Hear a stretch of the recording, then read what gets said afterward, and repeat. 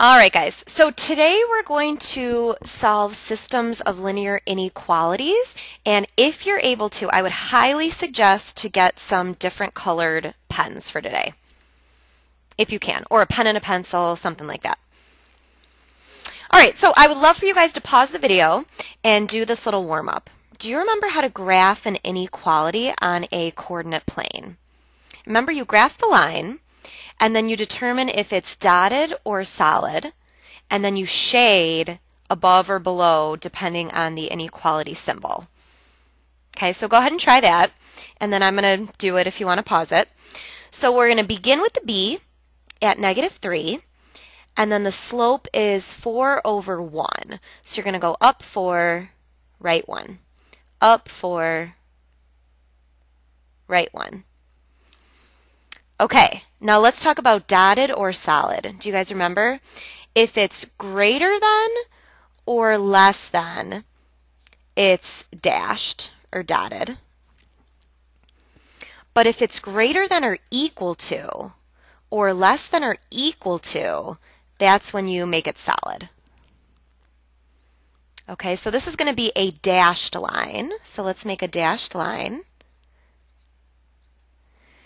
Okay, and then greater obviously means above, less than would obviously mean below. So if you're going to shade above this line, it would be this part of the graph, right? Above is above. Okay, but today we're doing systems. So not only one line, we're going to be doing 2 lines and seeing where their shaded sections overlap. Okay, so it's going to be a little bit harder. So a system of inequalities, when we have a system of inequalities, we want to find all the points that make both inequalities true. It's impossible to list them all, so we usually graph and shade instead. We need to graph each inequality separately, and then look for where their shaded sections overlap. And any points in the overlapping shaded sections, they are all solutions to the system. Okay, so you're just going to have to stay organized here and relax, and you're going to be fine. It's nothing too hard or new. Okay, so let's graph the first line in purple, and let's shade.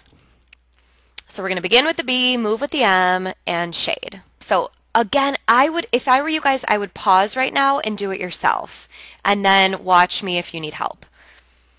So we're going to begin with the B at -2, and the slope is -1/1. So I'm going to go down 1, right 1, down 1, right 1, down 1, right 1, down 1, right 1, but also up 1, left 1, up 1, left 1, and I'm going to try to span the whole graph. Okay, it's strictly greater than, which is a dashed line, and greater than is all the stuff above. Okay, now we're going to do the second line. If you have it, do it in another color. So I'm going to do the second line in red. So begin with the B. So we're going to start at 6. And then the slope is up 3, right 1. But going up 3, right 1 is really off the graph. So I'm going to go the other way, down 3, left 1, down 3, left 1, down 3, left 1. Let's just keep going, down 3, left 1. Okay, because it says less than or equal to, it's a solid line. And where do we shade? Less than means below the red. So take your red line and you're going to shade everything below. Okay, now the answer to a system of inequalities is what shaded region contains both purple and red.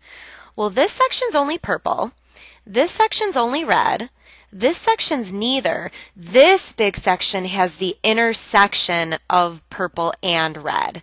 So what you're going to do is with a darker color, you're going to shade your final answer. Some people, if you only have a pencil, you're just going to make this section really dark. that's how I'll know that that's your final answer. That's your answer. It's not an ordered pair. It's a super shaded section. So that's all we're doing today. If you guys would like, I would say you could stop here, but I'm going to do one more where you have to rearrange first. So you could potentially stop here, but I would suggest watching one more. All right, so on to let's do number 2. Okay, so in order to graph the first line, we have to get y positive and alone.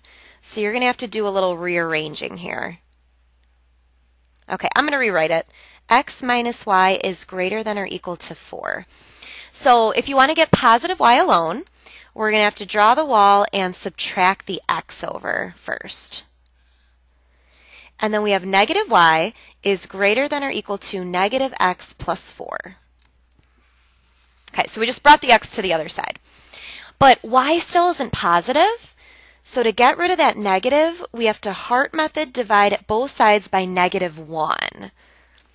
But remember, when you divide by a negative, you have to switch the symbol.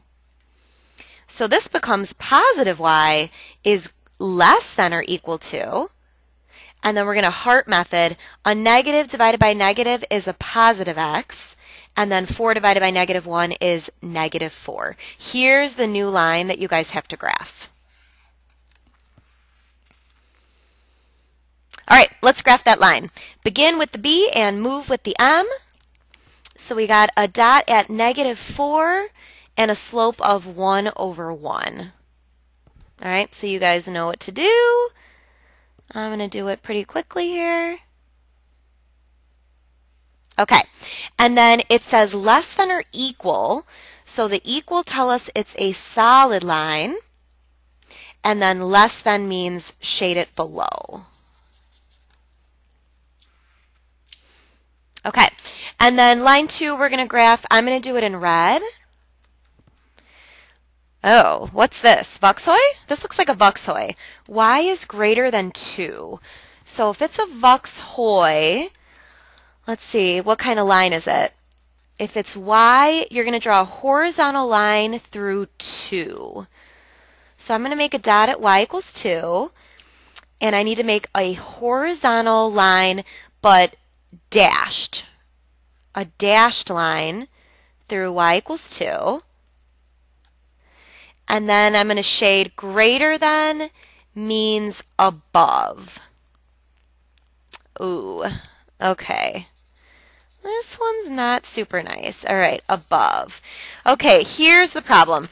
We don't really have an overlap, so we're going to have to keep this one going. Up one, right one, up one, right one, up one. This one we're going to have to keep going so we can see the overlap. Okay, do you guys see it? So this section has nothing. This section has red only. This section has purple only. It's this little section here that has yellow. Or, I'm sorry, that has the overlap. So that's the answer. And if you're doing it in pencil, then this is going to be the shaded region. Okay, I'm going to pause here. If you guys look to the next page, we start having 3 inequalities, but I'm going to save that for tomorrow. Okay, so yeah, we'll practice more of these shade, and then see where they overlap to be your final answer. All right, thanks guys.